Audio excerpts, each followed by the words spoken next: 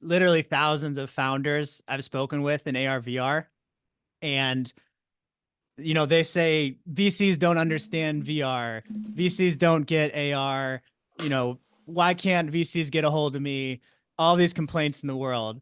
And so what most founders don't realize is that VCs actually once a year have a little conference, an evil lair conference, where they get together and they basically decide like, okay, we're not investing in VR this year, right? And everybody signs something with a blood oath. So that happens. Obviously that's a joke. And No, no, I was at it it was last week. Well, well, I was not invited to that. oh, you'll get it now that you're the partner at GC. You're gonna invite you this year, yeah. But this is like the big fallacy that I want to kind of push back on, because VCs don't actually care what tech you're building. It's not VR, it's not AR. Like, they don't care about tech. They care about your business.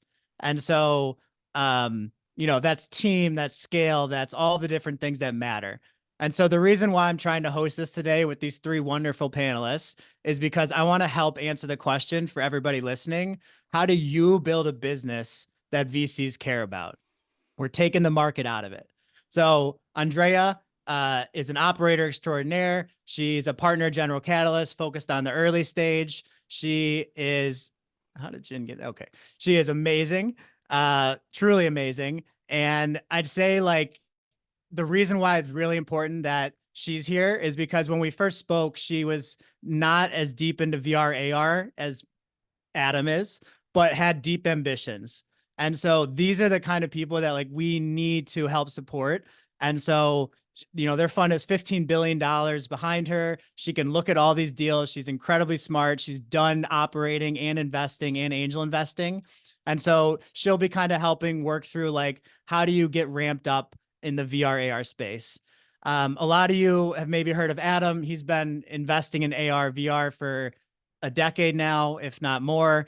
He's done probably more deals than anybody else in the world. He has a great family. I met his dad through a program I did years ago. They're freaking hysterical. And Ben Taft is like the man behind the scenes of AR. He started Mira, which, if any of you were in the industry back in the day, you'll know that. Nice. Yeah, yeah, legend. They sold to Apple, and then I don't know how much I can say, but he worked in Apple. Obviously, Apple's done some VR AR stuff recently, and has recently launched his own venture fund, Genius Ventures. So literally, these three are like the perfect people that we can have doing this. And I'm the fourth. So real quick, I scouted deals for General Catalyst. I worked at Meta deploying capital. I ran my own startup. That's me pitching on stage at TechCrunch Disrupt. And I'm now the founder of Spatial Collective, which is a group for AR, VR founders. Before we get into the panelists, I just need to basically set the stage here. There's been three main phases of VR. There was the 2014 to 2017, which is when Facebook bought Oculus. At that point, VR was as hot as AI is today. Everybody wanted a piece of it. And then it just died. And basically from 6 years, 2017 to 2023, no VCs really wanted to look at it. No founders could find traction, or real traction, at least it seemed, because there wasn't enough headsets out there. It was just a hard market. And then 2024 happened and Apple launched their product, and we don't really know where this is going to go. So is the next phase more dark days? Wrong question. We're going back to the original question. How do you build a business that VCs care about? There are examples of successful VR companies. We have Beat Saber. They've done $250 million of sales. VR Chat valued over 300 million. Rec Room above $1 billion. Gorilla Tag, Penguin Paradise, NoClip. These are like under 10-person teams that have found success. I'm assuming doing millions of dollars of revenue. They're top 10 in the store. A lot of activity. So bringing us all back to the panelists now, we're going to ask this question. How do you build a business that VCs care about? And I'd like to first start off with a story from Adam.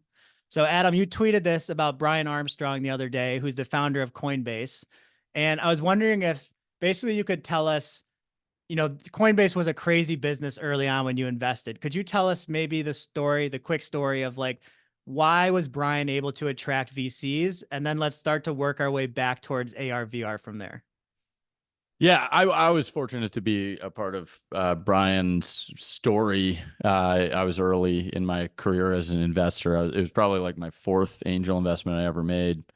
Um, and the how did he build a business that VCs care about? I mean, the quick answer is I met Brian at a coffee shop called Red Rock Coffee in Mountain View. Highly recommend going to it. I hit straight dingers out of that place. I basically backed $4 or $5 billion companies just by meeting for coffee there.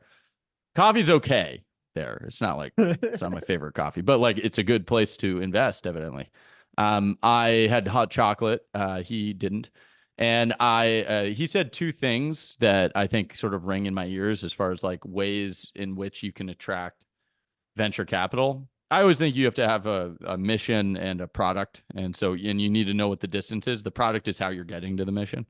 And he said at some point the world will be on one financial infrastructure. And that rang in my ears because I was thinking, why isn't it? Like, I can text someone all around the world, but I can't send money without like a bunch of people being like, yoink, yoink.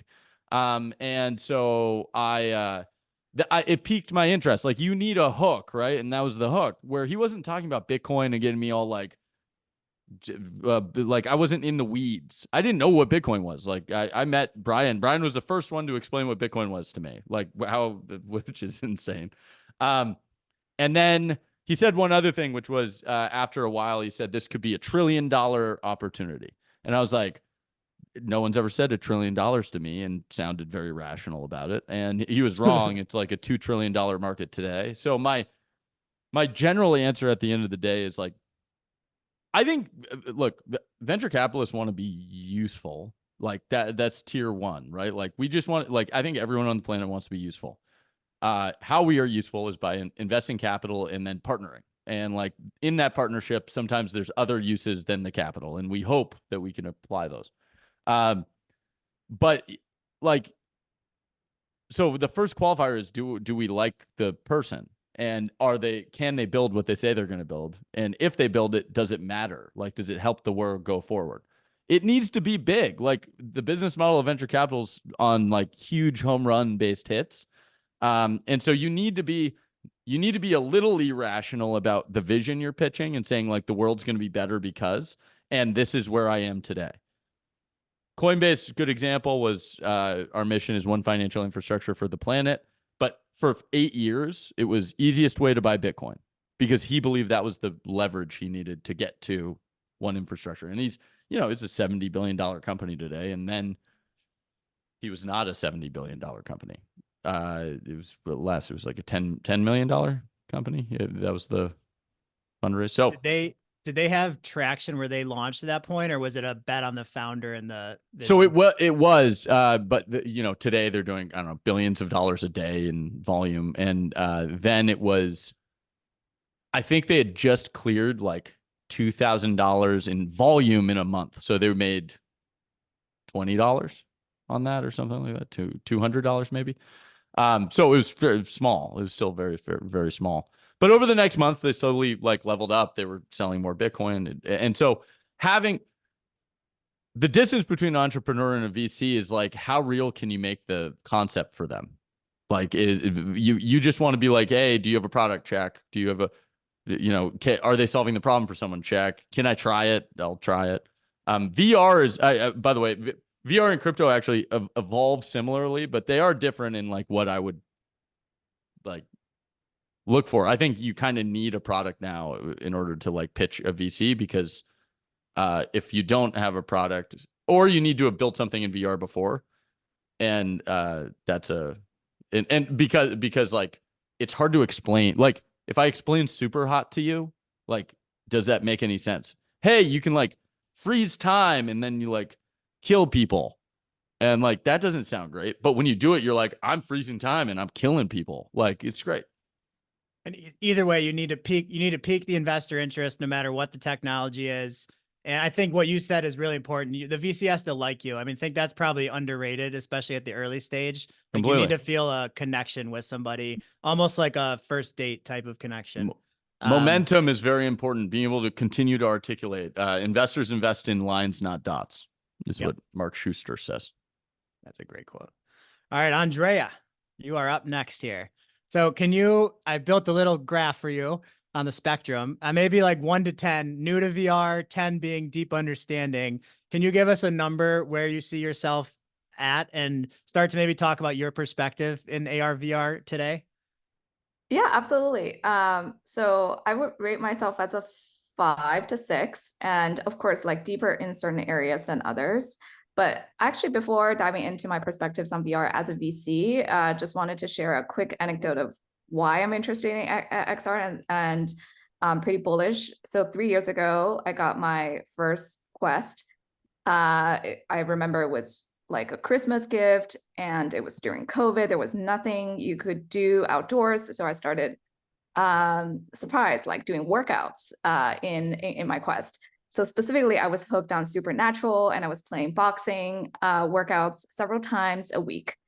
And fast forward 3 years later, I have not gotten bored yet. Have since upgraded my Quest, and it's still more fun as a cardio workout than any other alternative. I hate treadmills and running in general, and I love doing actually VR boxing versus real life boxing. So I think all that has informed a lot of my interest in AR VR. That really opened my eyes. Wow, there are certain use cases in XR that are strictly better than doing in real life. So after I joined General Catalyst a year ago, and also as a background, I spent time at Amplitude leading product growth, and also Lime as well. So a blend of consumer and B2B background. So as an investor, also want to specify, I'm also on the early stage, not a late stage VC, but a General Catalyst is a multi-stage fund. So as a fund, we invest in companies up until IPO. That's awesome. I backed Amplitude, so I'm glad you had fun there. Yes, I know. Yeah. Forgot to call that out. Great That's bet. fantastic. Yeah, started getting really excited about XR applications on both the consumer side and the B2B side.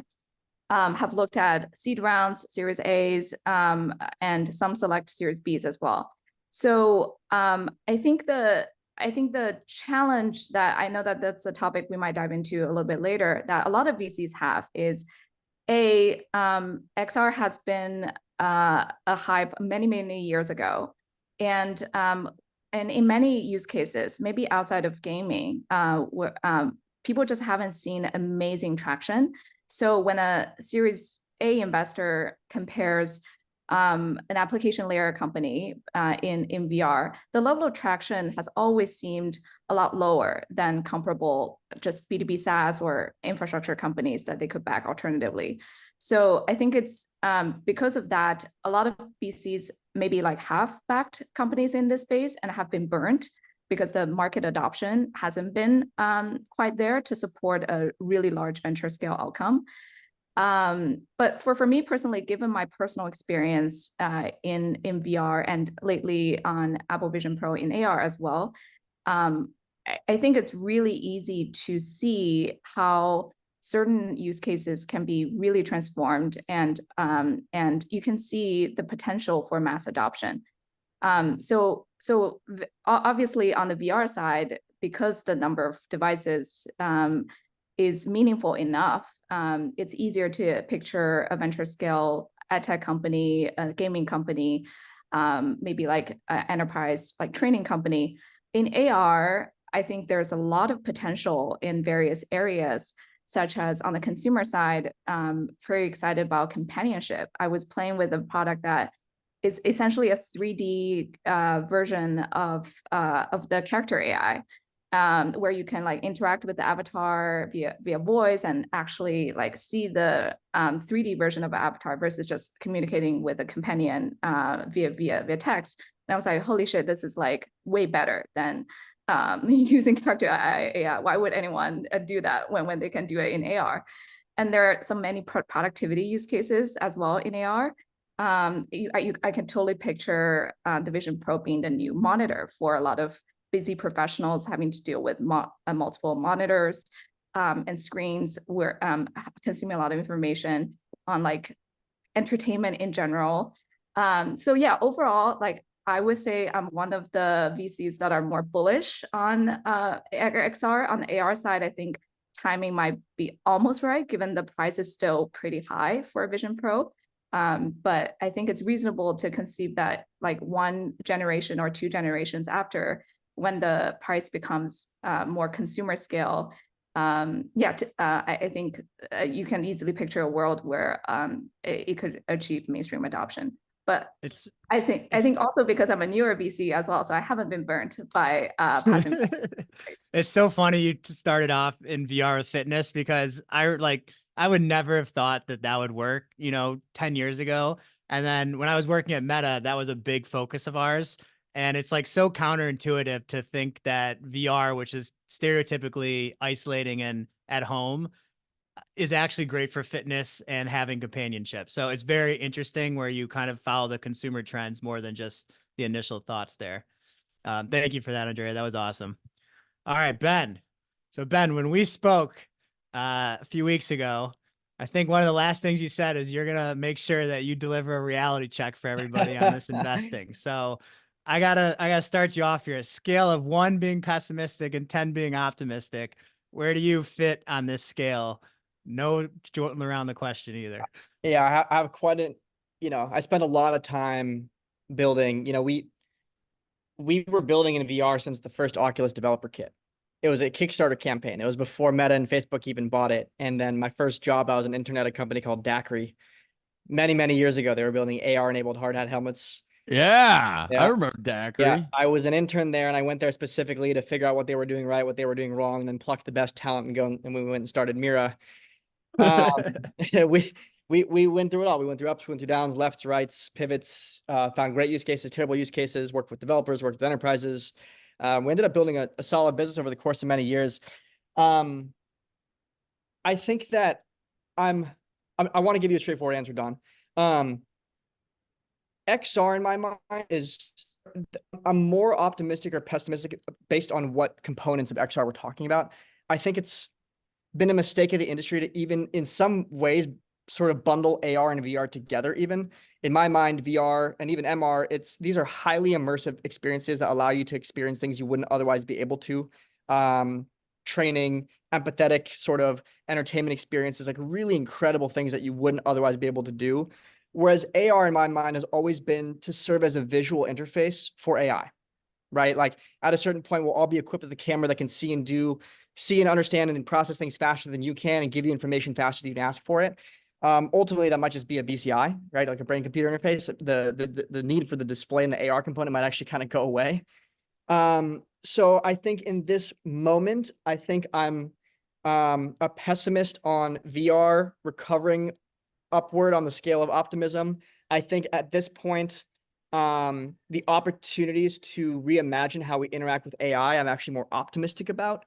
I think there have been some interesting at-bats that haven't resonated well with the consumer market, like the pins. It seems like the Meta AI glasses, which have actually been around for a long time as the Ray-Ban stories. Now they've added this like AI assistant to it, and all of a sudden it's like, oh my God, it's AI, right? There's actually some interesting, I'm more optimistic about some of those kinds of use cases right now. In terms of what I'm optimistic about in terms of VR use cases, I think that use case.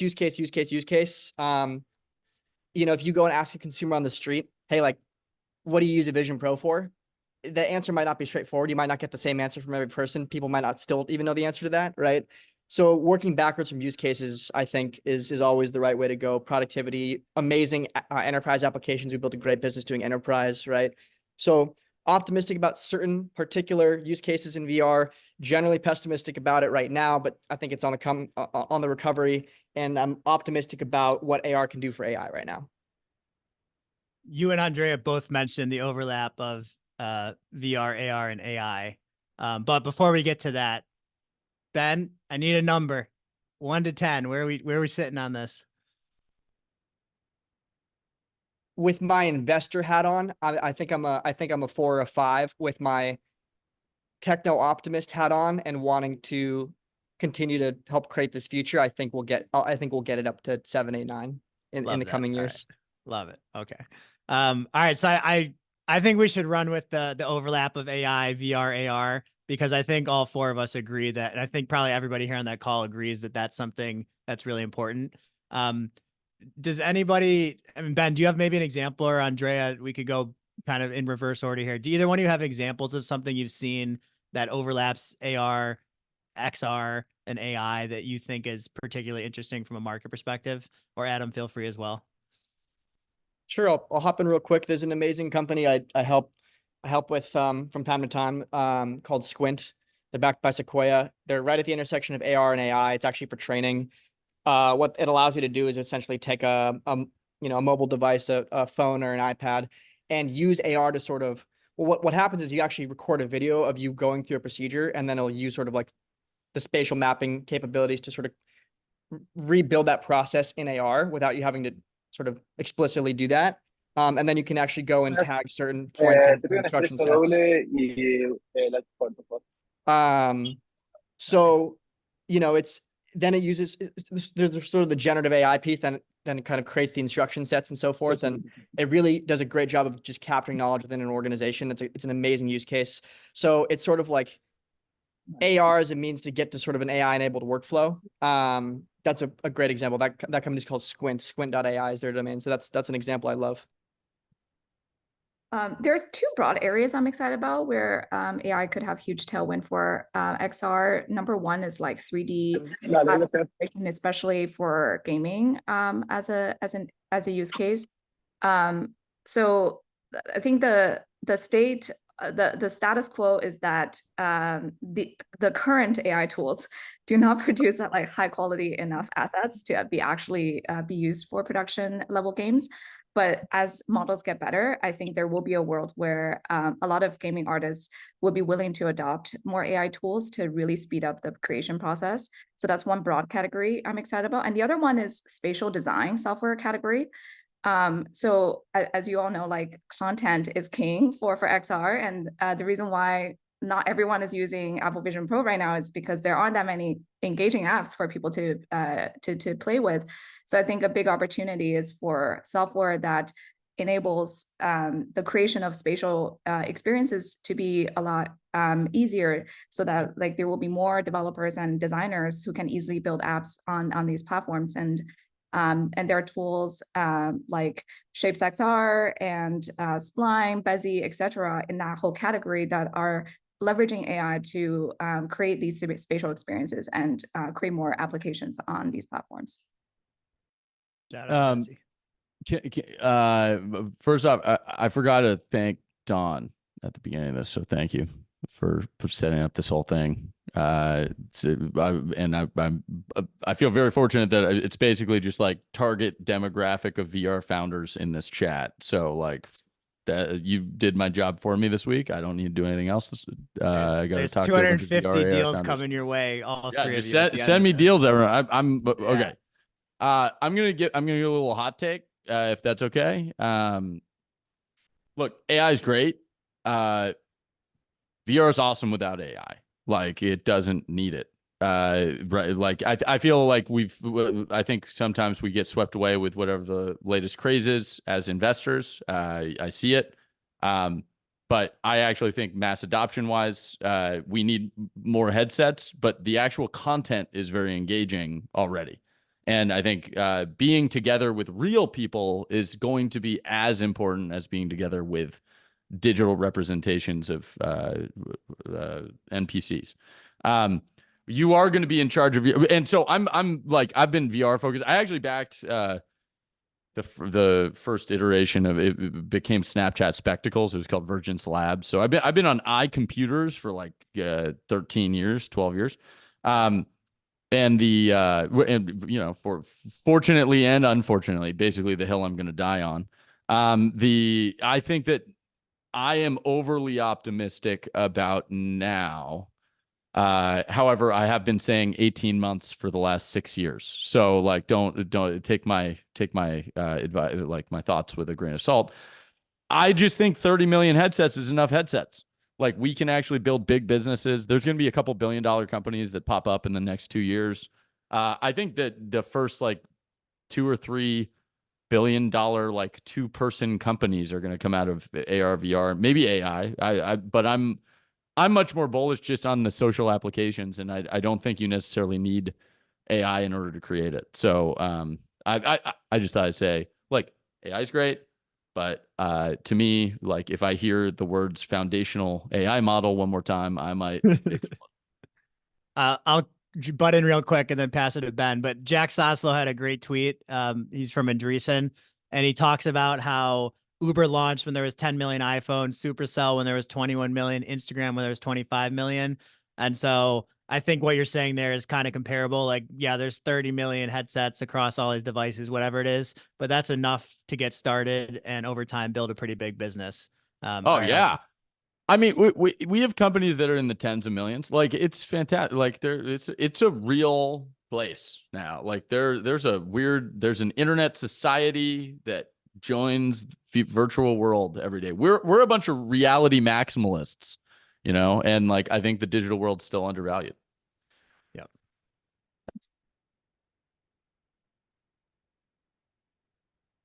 I'm gonna bring up one more slide here and ask for opinions on these fundamentals here.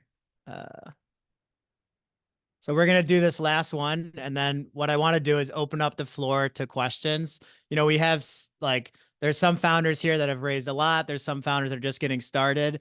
I think the value of bringing these three people together is that, you know, you can interact with them. Like that's something I'm always trying to do with our community I run. So after this, we're going to open up the floor for questions. So start to think through some thoughts there. But last thought here. So, VR market is larger than perceived. Basically, it's saying, you know, this is like, it's already a gaming platform that's established. And so I think there's really no debate that this is a gaming platform. It kind of is more about like, do these expand into further markets outside of gaming? Ben, Andrea, do you have any thoughts around maybe specifically with headset use cases like hardcore VR? Do you think it's too early, or are we able to build something that's a big business outside of gaming on these platforms? Look, I think startups are 10-year journeys minimum, right? And if there are a lot of people in the crowd right now that are considering or have already started this journey, I do think now is a really good time to dig into those kinds of use cases. Gaming specifically, like two things are going to happen. One is the comfort and usability and price point of headsets will get more accessible to people. I think there's a nuance in that chart where like, oh, there are this many iPhones shipped, but I think that when the iPhone shipped, it was already in a form factor that was generally and broadly acceptable, and the retention of the iPhone from day one was probably much higher. So I think there's some work to do in that nuance in those numbers. I do think that will happen, and we will get there soon. And then, you know, once it's like GTA 6 comes out on the Quest, right? And you have those kinds of experiences, that's just going to be an unbelievable and amazing future. So again, being very use case specific, I think that Oculus started as a gaming device. I think Meta has sort of like tried to unpigeonhole itself out of being a gaming device. I still think that gaming is an unbelievable experience in VR. There's more to do. There's more to go. If you're building amazing and interesting games, like I think the market's only going to get bigger. So I'm optimistic about that particular use case. Yeah, I already mentioned fitness on the consumer side, but related to gaming, you need like design software to produce games in VR. So I think that's another interesting category, as well as training as well for enterprises. Yeah, I like the creator tools. All right, I so think one of the things that's been a cool evolution over the time of VR AR was, you know, I always hoped that there was a market for VR AR, and everyone was just like, we're adding this cool feature, and like, there's no way of judging whether or not it was a good feature. It was just like a cool feature. It was like, oh, I'm doing, you know, gravity boots or whatever the thing was, and now. There's a big enough market where, like, if you listen to a room of VR CEOs now, they're all trying to figure out the levers of the game to make the business work, rather than before it was like, I'm building something creative and cool. Now it's like this gets me more money, which is a better product for my customer. And like that's a seismic shift as an industry. I do believe, you know, it's 30 million headsets, not, or maybe 20, 30 million headsets, not 150 million, but like, I think we got room to run. that is a great point. You're right. The things people care about change. Now they're tweaking little parts of the onboarding experience more than the big vision stuff. All right. That was unbelievable coverage of the market. I think we got a pretty good top-down view of like how investors think about this, specifically these three. Now let's try to go bottoms up here. So what we want to now do is flip this more into a conversation with the audience. Everybody, thanks for staying muted. That was very much appreciated. These are real dangerous when you're not doing a automatic muting situation. So does anybody want to raise their hand? You can do that. Oh, we got a lot here. Okay. Hey, I just saw that side quest. You're on here. That's awesome. Good to see you. I didn't realize I haven't seen the Shape 6R is also here, and you didn't say the Hey, names. Inga, how are you doing? Ah. This is great.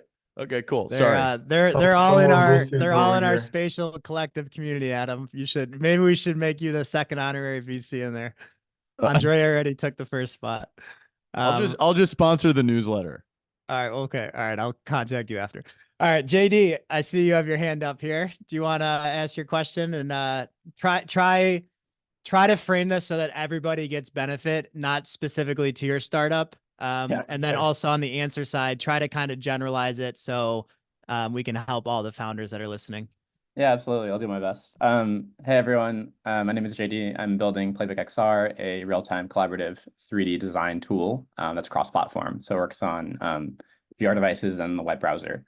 My question is primarily tailored to Ben, my old boss, but also I'd love to get the thoughts of Andrea and Adam as well.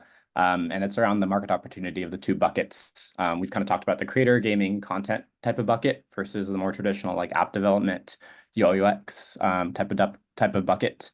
Would you, I guess the question specifically, like, are revenue traction expectations about the same as like traditional software as a service kind of tools, or do you think it's kind of different across those buckets?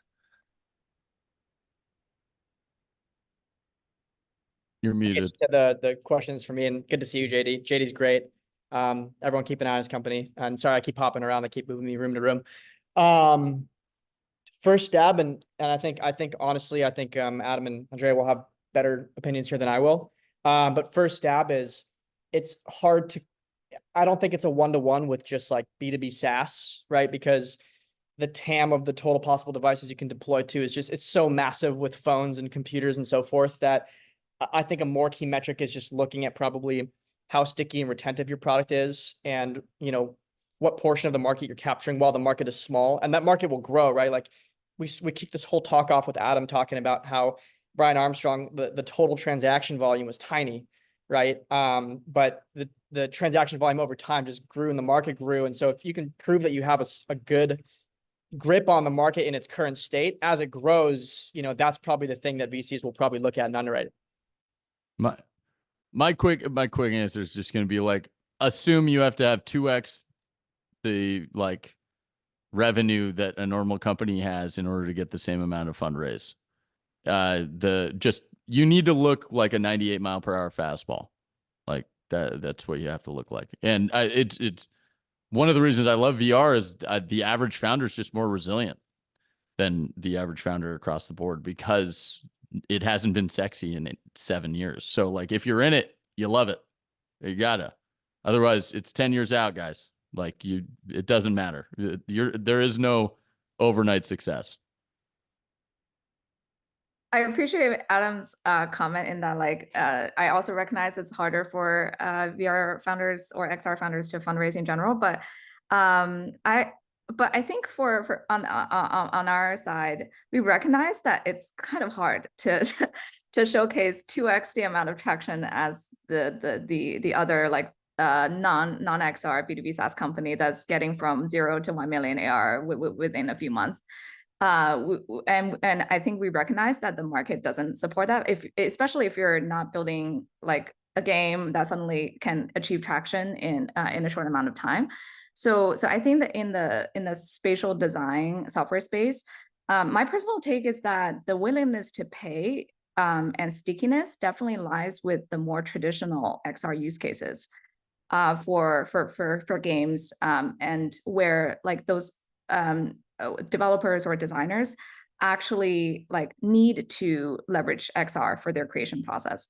I think definitely there is like a broader TAM for prosumers that traditionally have nothing to do with XR and suddenly are like exploring XR for the very first time for hobbyist projects and use cases. But just know that the retention and the willingness to pay is not there, and you're kind of expecting the market to catch up in the next couple of years.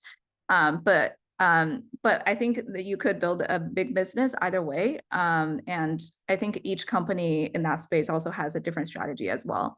So it depends on where you want to spike and capture the market share. Love that. Thank All you. 3 great answers.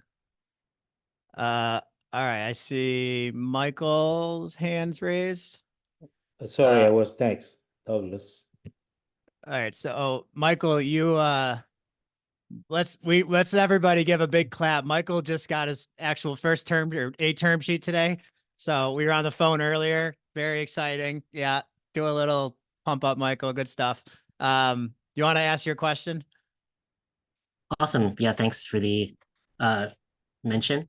And yeah, I'm the founder and CEO of Curie. So we're creating product accurate ML by an author of TensorFlow because generative 3D doesn't meet the bar of product content. And so my question is, I guess for 3D, how do you feel about the go-to-market for B2B versus B2C? And is there a top example in your portfolio for either approach?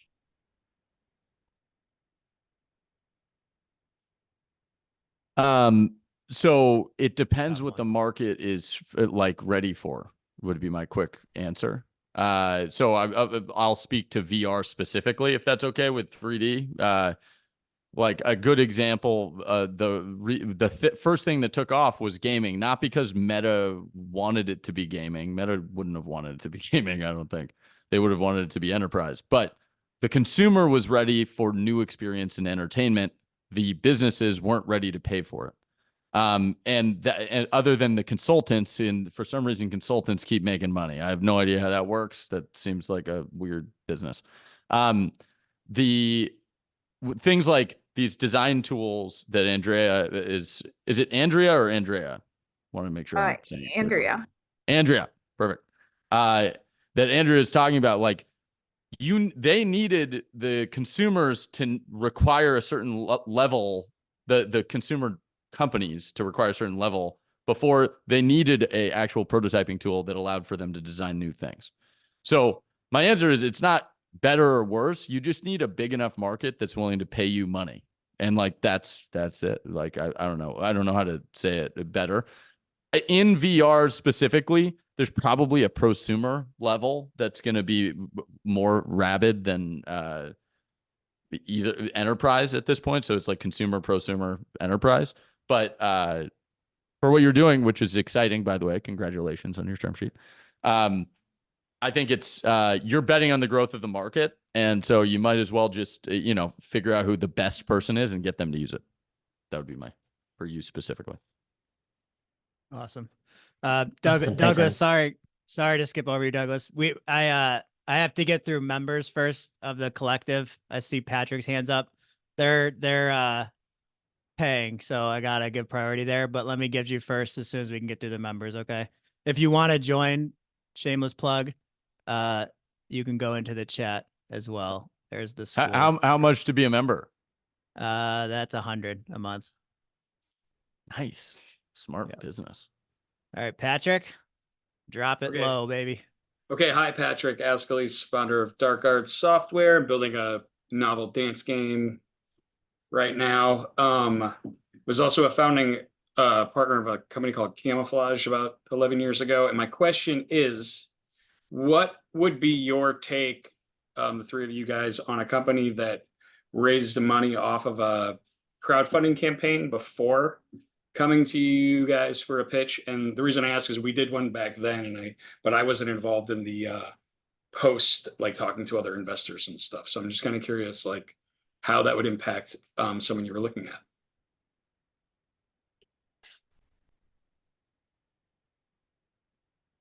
I'll let if you guys have an answer.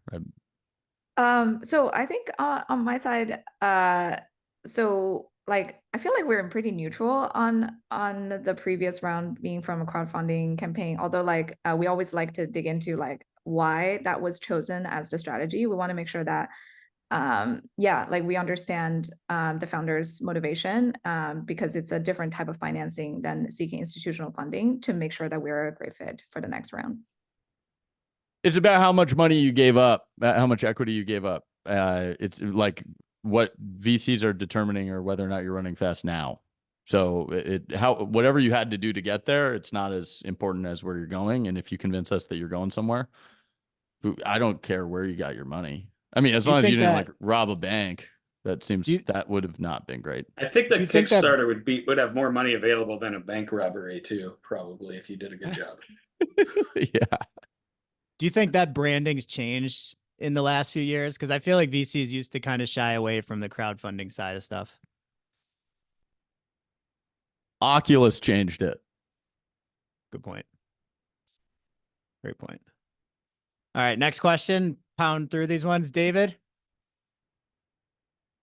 Great, thanks. Hi, I'm David, co-founder of Strawberry Fields. We create a platform for role playing called Ixia. So you can think of LARPing games, murder mystery games, escape rooms.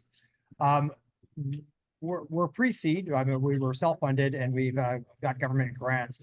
And we're looking at the core thing that we've been able to do right now is get strong traction from a core set of users. But we have a very if we look at a strong risk that remains in our company is around onboarding. Our onboarding of new users is incredibly time consuming and it's a very manual process because it requires, our games are social in nature. You need multiple players playing it. And so I'm just wondering, when looking for investment, at what level, how important is that risk at looking for an investment? We haven't solved it yet, but yet we haven't raised any dilutive capital yet. So is it a time for us to be looking to raise money, even though that risk still remains? Or do we need to solve that risk first? Can I ask a question? Like, what do you need? Can you redefine the question? Can you just ask it sort of in a more simple way, and then? So we have a product that shows pretty high retention for a very small user base. And so when I say small user base, I'm talking like under 200 people. And so, and our acquisition. So the core risk to our product right now is that it takes us days to onboard a single new user. And so from a standpoint of scalability, it's a pretty high risk for our company. I understand that's the way I would look at it. And so I'm wondering, if we're looking to raise money, do I need to solve that risk first before I'm looking to raise money? Or is my company, or is a company that hasn't solved that core onboarding risk something that can raise money? Does that make more sense, Adam, what I'm asking? What do you need to de-risk that? What do you need to solve that problem that you don't already have available on your team? Is it time? Do you need to hire engineers to engineer? We need to solve the problem on how to do it without either have a massive community that's able to help us onboard new users, getting more of the community doing it and scale that way. It's really hard. We're finding that's really, really hard. The other one is how do we onboard a new user without having another human being involved? And that we haven't solved it yet. AI. It's like magic pixie dust, AI. I think generally there are always going to be risks in the business, and especially at the early stage, and you're going to kind of bet on a founder to figure it out. You just need if you're going to go raise money, you just need a really good story as to why you're raising money. And there needs to be some milestone that you're, gunning toward at 1,000,000 miles an hour, that this funding specifically will allow you to get to that milestone or overcome these various barriers and various obstacles. And if you're uncertain how you're going to solve the problem or what you're going to do or what's required to solve the problem, kind of fundraising into the abyss might be a bit risky. But if you're more prescriptive about, hey, we want to de-risk this, the way we're going to de-risk this is by doing this or hiring this person, and therefore we're raising this round to de-risk the business to that point such that we can continue to grow, that might be a bit more cohesive of a story. Yeah, I think in addition to that, I think there has been precedents in the space where certain companies have done a great job. So I think would also try to study some of the successful case studies like Rec Room, I think they got so big, aside from its UGC, social, like multiplayer, viral in nature, they also nailed the new user onboarding experience, makes it super easy for you to ease into the game, and actually is able to get up and running within a very short amount of time. So I believe there are some successful case study out there that you can study as well to get inspiration. Thanks, Andrea. And just one more point on the Rec Room thing, Andrea, it's a great point. They did a really good job of bringing together community members early on. So like I've told this story a few times, but Nick, who's their founder, used to invite me to their beta testing. It was every Friday. It was only 100 people. And like they literally had half a product built, but we would go every Friday. We would play it. We'd give feedback. And he used that to evolve the product by having basically like the same group of 100 people. And so I think, you know, there's a lot of powerful things you can do with 100 people, as long as you have some sort of formation around how you're aggregating that feedback and then putting it into the product. So I think that's a very good example of how companies do that and leverage Discord as Thanks, well. Don. Yep. All right. So we have 8 minutes left. I wish we had more time. I gotta share my screen one time. So if you want, we're gonna go through, I have to do members first. We're doing Meta executives conversation, very similar to this, on May 29th. So this will be another opportunity to come speak to some really great people, ask questions, things of that sort. This is going to be specifically for members so that we can get through everybody's questions. I'm not going to do the presentation that time. So if you want to join, we'd really love to have you there. It's coming up in 2 weeks or so. So let's wrap up with, I'd say, probably one more question, and then we'll give kind of a goodbye from each panelist, however they want to end it, to leave everybody inspired. So Amrit, I see you're there and you're a member. So hello, sir. Hello. Hi. Yeah, awesome. I get to get this last question in. So Rush thanks. is on. It is indeed. Hopefully this question can help out a few of us that are building sort of the next iteration of AR experiences. But my question is this. Some of us may be trying to, I guess, target the future of AR that isn't here yet, in terms of the ability to see through a pair of glasses and experience the world and other people in a new way. And I'm wondering, how do VCs think about this in terms of as a vision? And if you see the prospect of a go-to-market strategy, which is, look, here's how we're going to build it now, and this is a stepping stone to the next iteration, which will be in this eyewear experience that is going to be sort of prolific among consumers around the world. But we're sort of starting with a Pokemon Go style AR experience, and we will then transition to the full-fledged product, which is going to be, well, speaking for my product specifically, a sort of social media gaming experience that is built in the real world to connect with real people. So, I mean, I have a lot of thoughts on this. I'm going to try to distill it down to very simple concepts. Don't solve problems you don't have, like, yet. So, like, as a VC, what I mean, our goal is to enhance the business of the future that's going to define, the next 100 years. In order to do that, you have to get to the point where you're being adopted by the market and have product market fit. In order to do that, you have to figure out what the world needs today in order to get to what the world you want is. And you need to solve the problem of today, not of the future. And if you're solving the problem of the future, you're actually tinkering more than you are actually building a business, which also not a horrible thing. It's just it's very difficult to raise venture capital funding unless you've already built a company before, or it's just difficult. It's like a difficult thing. So the goal of startups is to not stack the odds against you. So it's figuring out what the user you loves today that is willing to pay for it, so that you can finance yourself to get to where you want to be. And Jeff Bezos said, like a startup is a series of solving the most important problem of today, and then the next most important problem of today, and then the next most important problem of today for 10 years.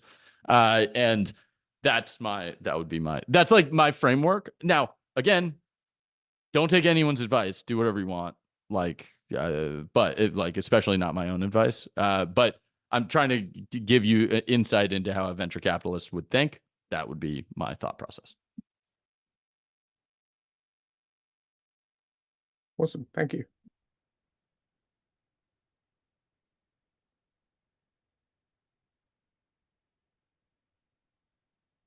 Don, I think you're muted. Classic. All right, we're going to power through this one. We got 2 minutes. Devin, go for it. Real quick, please. All right, Brian, your turn. Go real quick for us. All right, hey, just a general question. So for all the gaming studios kind of out there, let's say you're a gaming studio, you're too scrappy at the moment, maybe to kind of justify investment, but you launch something free to play and it just catches fire. Let's say you're the next Gorilla Tag and you just don't foresee it. If you're running dedicated servers, like just generally, how quick do you think that turnaround can be to raise capital if you're, let's say you have 1,000 dedicated servers you need to spin up, or that's probably a huge number, but like if you're basically just wondering about that time to raise capital. Andrea, you want to end us here? How fast can someone raise capital if they're a hot deal that's taken off? Well, yeah, I mean, if you have impressive traction and if you can tell the story around how that's going to continue sustainably, I would imagine it doesn't take that long. But I think there are so many factors at play here. Like, I can't tell you a number. Like, some founders raise within 2 days these days. Others take a little bit longer. They could be equally compelling companies. There's just a matter of like who you already know, have a relationship with, and how well you tell the story, etc. All right, cool. Something less to worry about. Thank you. Best pitch ever is shit's breaking. We're making too much money. I need to raise financing to fill the gap. Like, I don't know anyone who's not going to invest in that. So. Great quote. Shit's breaking. We love it. All right. I want to make sure we're respectful of the panelists' time. Everybody, if we could give them a round of applause here. Thank you so much for coming. We appreciate that a lot. 10 out of 10. Thank you. Hey, thank you, panelists. You two are great. We should like hang real world. Yes, we should. Thanks, Sean, for gathering at us all. Absolutely. Yeah. Go to Buck's Cafe and have some coffee. I'll done. Beam in. Right. All right. Thanks, everybody. Thanks for coming. Bye. Email me, Adam@boost.vc. Thanks, everybody.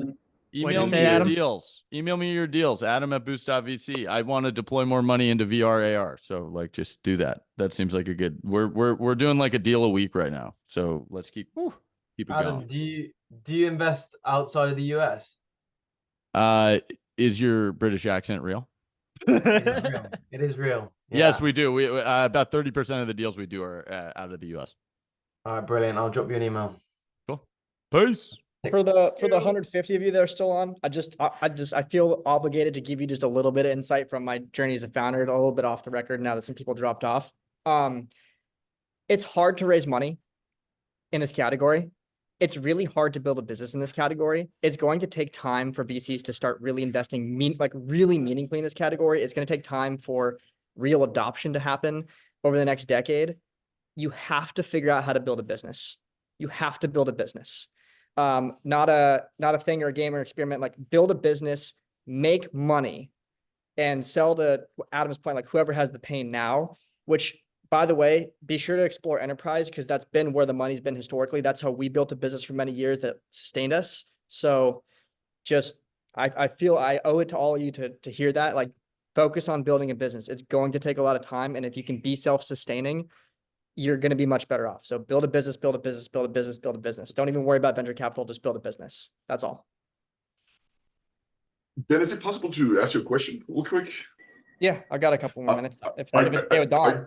Are you still investing right now, or given that you're 4 to 5, you're sort of on the fence for the next couple of years, and then you'll be investing? Or are you active? I'm investing very actively. Yeah? Kind of quietly, but I'm a founder turned investor. I write pre-seed checks, a lot of them all the time, $250,000. So feel free to send me your decks as well. I take a critical eye toward AR/VR, not because I don't believe in it, but because I understand it really well. I've been through the ups and downs of it. So if you want to work through some of your business planning for your AR/VR business.